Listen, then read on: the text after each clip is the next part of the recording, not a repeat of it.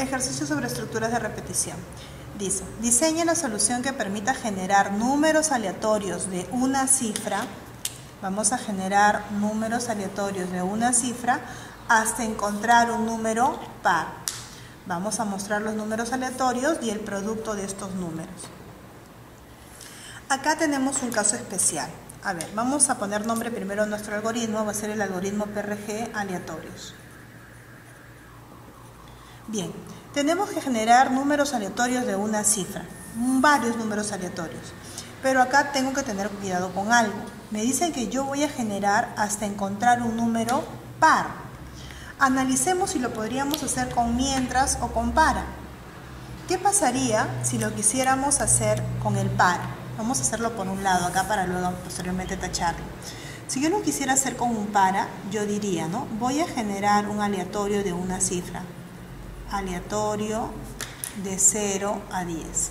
Si yo quisiera trabajarlo con un para y digo voy a trabajar un contador entero C y digo C va a empezar en 1, la pregunta sería ¿qué condición le tendría que colocar acá?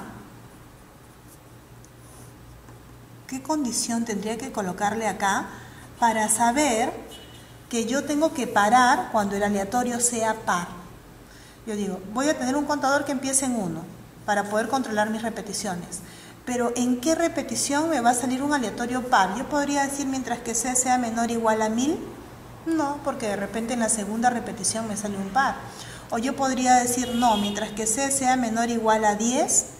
Tampoco. Entonces no sé en qué repetición me va a salir el número par.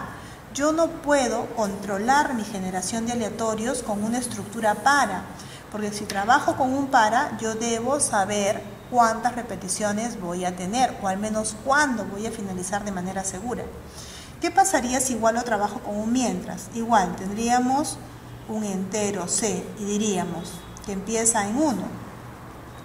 ¿Qué condición le colocaríamos en el mientras para saber que el aleatorio, que las repeticiones deben parar? Alguien me podría decir, ok, cuando el aleatorio que yo genere resto 2 sea diferente de 0, yo debo continuar. Pero ¿dónde generaríamos el aleatorio? Acá adentro. ¿Cómo puedo preguntar por el aleatorio acá si el aleatorio lo estoy generando después de esa instrucción? Ojo, según esta lógica es, yo tengo un contador que empieza en 1. Pero acá, en mi estructura, yo sé que debo continuar mientras que el aleatorio no sea par. ¿Por qué? Porque yo debo de parar cuando sea par. O sea, debe finalizar cuando sea par. ¿Cuándo debe continuar? Cuando no sea par. Yo tengo acá como variable A y mi contador se llama C. No puedo trabajar con esto. ¿Por qué? Porque yo tendría que generar primero un aleatorio acá afuera para poder recién preguntar. Entonces, ¿qué estructura es la que se ajusta a este problema? Es la estructura hacer mientras. Entonces, ¿qué decimos? Tengo que generar aleatorios, por ejemplo, 5, 7, 1, 2. Basta que salga un aleatorio par, las repeticiones deben parar. Entonces, ¿qué tendríamos acá?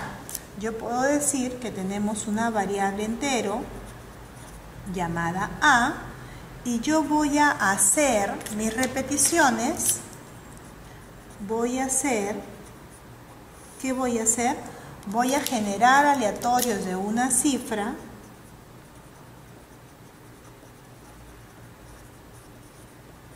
Esto es para cumplir con nuestro lenguaje de programación. Y voy a mostrar esos aleatorios de una cifra. Mientras que, ¿qué? Yo sé que cuando la condición es verdadera, esto vuelve a continuar. ¿Cuándo yo deseo que continúe? Cuando A resto 2 sea diferente de 0. ¿Qué quiere decir esto?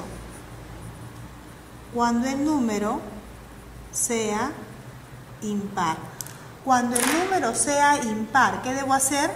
Volver a generar. ¿Es impar? Vuelvo a generar. ¿Es impar? Vuelvo a generar. Cuando se haga par, ¿qué va a pasar cuando sea par? Va a darse un Stop. Veamos con el ejemplo, por ejemplo acá. Dice, tengo un entero A. La primera vez genera, no pide permiso a la condición, generó el 5. Escribe el 5. Dice, 5 resto 2, ¿es diferente de 0? Sí. Como es diferente de 0, da la vuelta.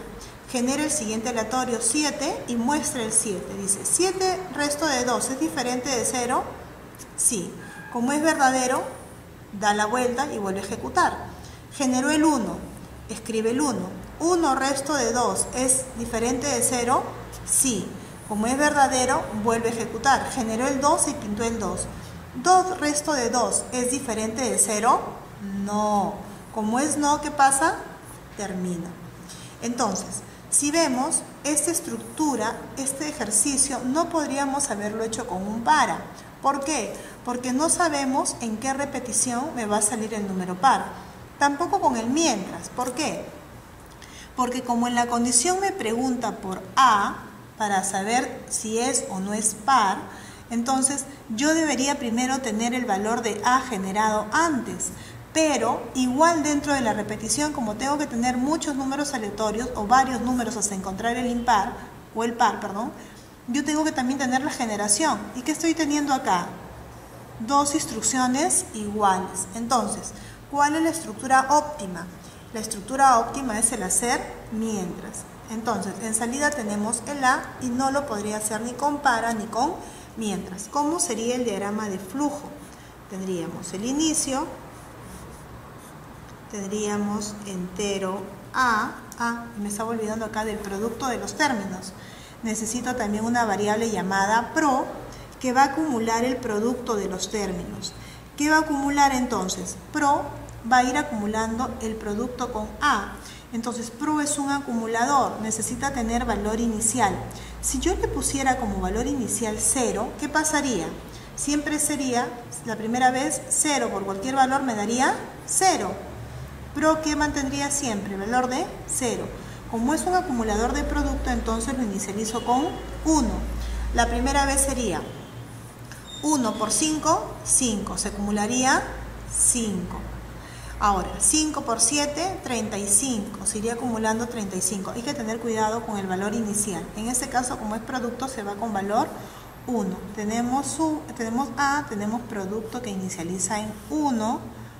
Y luego tenemos la estructura de repetición, que es la estructura hacer mientras. Entonces tengo el hacer. Dentro del hacer, genero el aleatorio.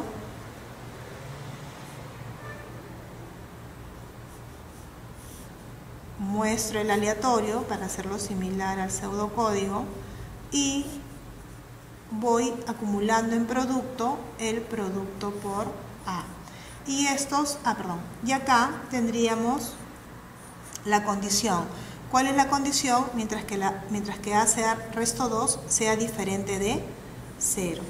Y esto se va a repetir mientras que la condición sea verdadera. Cuando la condición sea falsa, simplemente terminamos el diagrama de flujo, porque no hay más que hacer. Sí, hay más que hacer.